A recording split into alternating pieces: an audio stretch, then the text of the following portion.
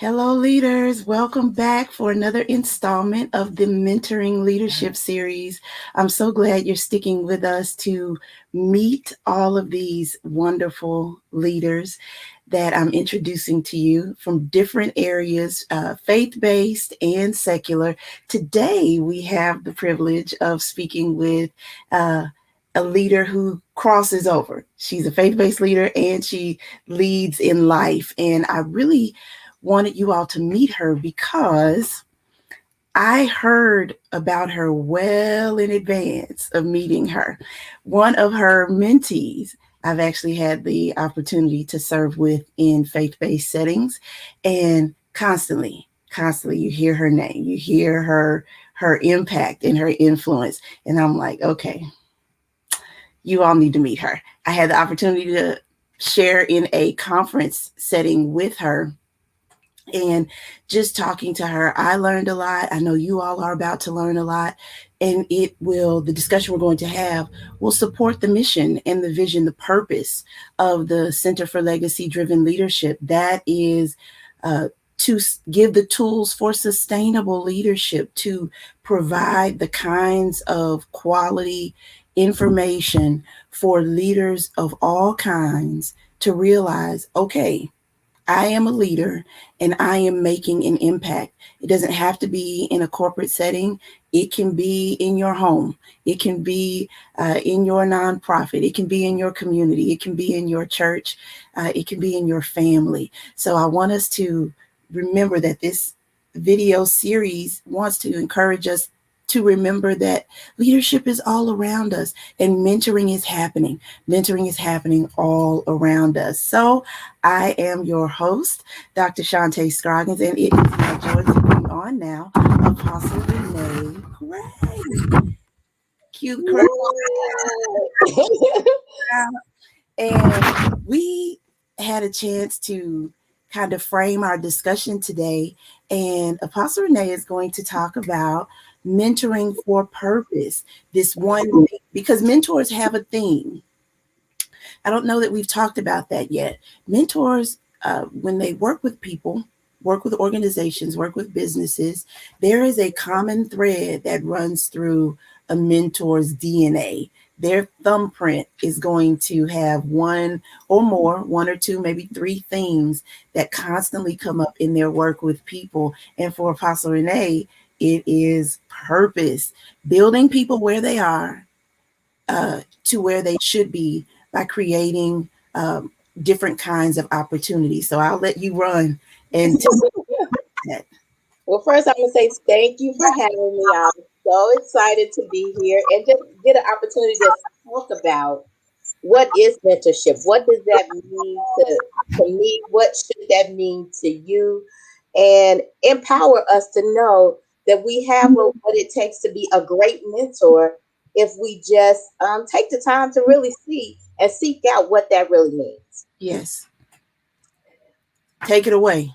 So I'm going to start off by saying, what is mentorship? And so I'm going to say what it means to me. So mentoring is when you walk side by side with someone to assist them in moving another step closer to their purpose. That's all we're doing. I'm not going to walk with you the entire way. I'm going to walk with you to another step moving forward. God may bring another mentor along to help you with the next step. But understand, mentors are just here to help you move to that next step that God has for you. So that may include touching and ministering in any area of your life. Because if we only mentor in the area that you are looking for growth in, then we may miss the place where the weight is that's holding you back. So it's important for us to operate and listen to every area of your life, not just the one that you're looking for the growth in. That's a powerful point because, and you said two things I want to hit on. One is this idea that mentorship is a marriage. It's not a marriage. There are some elements of our lives that really need focused attention. And mentoring comes in. There's this ancient proverb that when the student is ready, the teacher will appear. And that's a lot how mentoring works. That I want just to emphasize to all of our viewers that mentoring is not a marriage. This what Apostle Renee is describing works a little bit even like power mentoring, where two people come together. We establish our focus. We establish, hey, what is it you need from me? How can I help you? How can I support you? And then we do just that. The other Absolutely. thing you mentioned is not not just being the easy mentor who goes for the area I think I need help in. You know, Absolutely. sometimes we have to dig and we have to unearth. Oh, did you know that you have like this huge field of untapped potential? What do you think about that? And people look at you and they're like, and you're like, okay, we'll stop right there. Right. And So that's so true. I no. think a lot of time people want mentorship. And I can even speak for myself. When you identify that you need a mentor in your life, you really don't know what you need mentoring in. And a lot of times we come to the mentor saying, "This is what I need, one, two, and three." And then, but by the time that mentorship program or process is through, you have really gained way more than what you thought you came to get. So be open to whatever it is that God is going to do in the mentorship process. So tell us a little bit about how you come into contact with your mentees. Do they seek you out? Do you put a bullseye on them? How does that happen? That is crazy. So usually I am referred to a lot of people. People just like Dr. Scroggins said, have talked about me to other people, and they like, wow, I probably need this person. Or people have met me someplace and they just hear me talking and they say, I may need to talk to you. And so I just believe it's just what they hear and what they see in my life. One thing I am is very open. I know that I'm not perfect. I know none of us are, but I accept me and I accept you for whatever that is. And so a lot of times it is through referrals. But so what I do is I meet the person, I let them tell me what they think the issues are, what do they expect to receive, and what is the end result? What are you looking for? And once I do that, I go back and I pray and I ask God, what is it that I can do for them? What is the direction that you want to set up for them? And once I get an answer, I set up another meeting and I say, hey, I know these are the things you told me. These are the things God told me. And then you let me know if you're ready to take that step because it's not easy to be mentored by anybody because you become vulnerable to just not just that person, but to God. And some things you may not even be ready to deal with because you didn't really realize how much it was an issue that was holding you back. So it's not easy. I commend people who believe that they need mentorship, and I commend people who go through the process of mentorship. Have you found in your experience what a common time frame is from start to arrival at the next step? I don't really know if there is a common place, but I would say you don't want um, any real session. I would say counseling. I would say mentoring to go past a 3 to 6 months. 6 months to me is a lot. 3 months you could really deal with some things. Mm-hmm. 6 months, maybe you are that person in that person's life for a lifetime. So mentors come along for a season and mentors come along for a lifetime. You have some people that will be in your life for a lifetime. And you may not utilize them for every situation in your life, but when you need them, you know you can count on them. Absolutely. But 3 to 6 months, 6 months is over the top. That's me. But I wanted to again emphasize that when it comes to purpose, because we have this, our world tells us that we have to, spend 20 years and pay our dues but the process is different for all of us. And these days we can get started quicker than we ever could.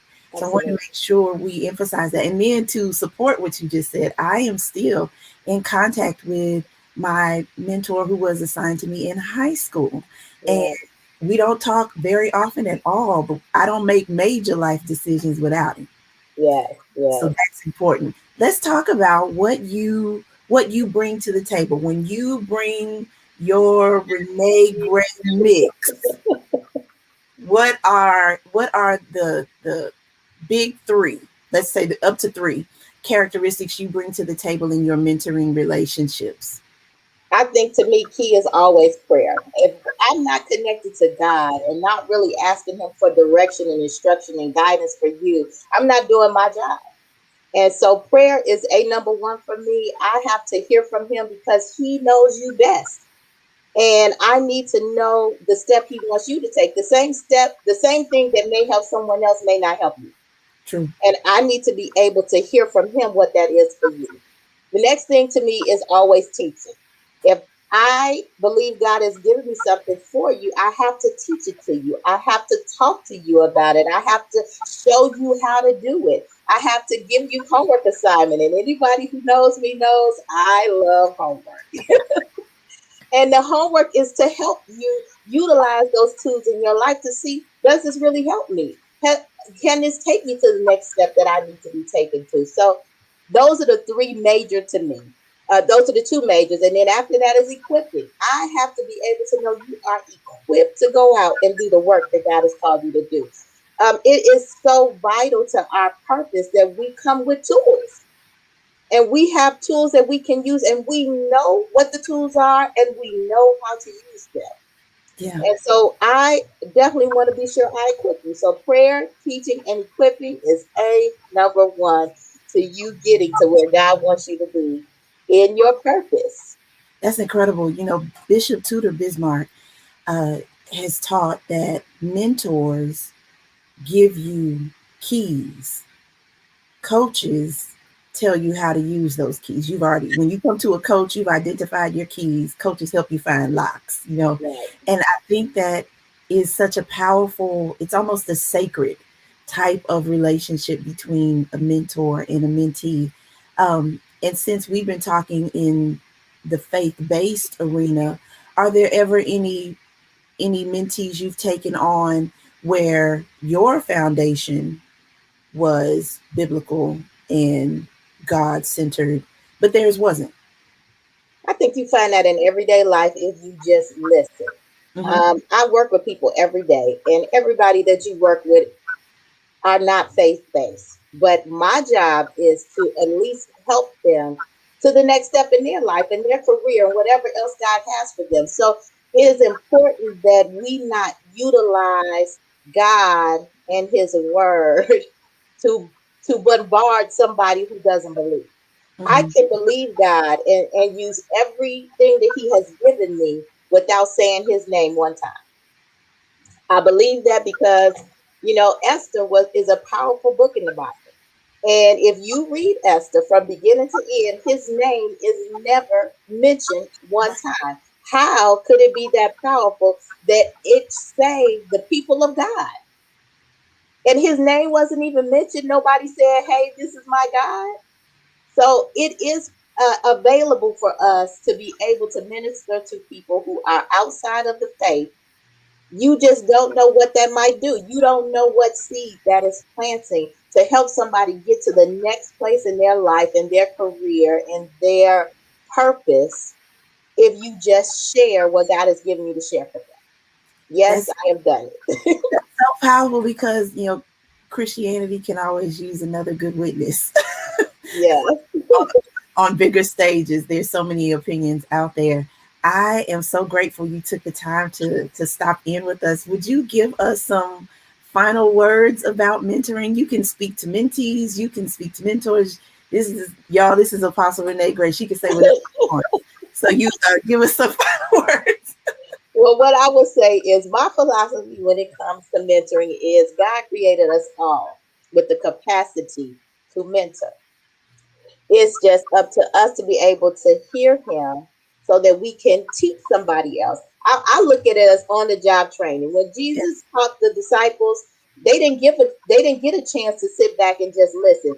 He taught them and then said, okay, I need you to go out and do this. And God does us the same way. We a lot of times think we are not empowered to do it. But if you learn one thing from God, you're able to teach that to someone else. And if we take that information, then we'll be able to really share our life with other people. And that might open up a door to so many things to that other person who hears it.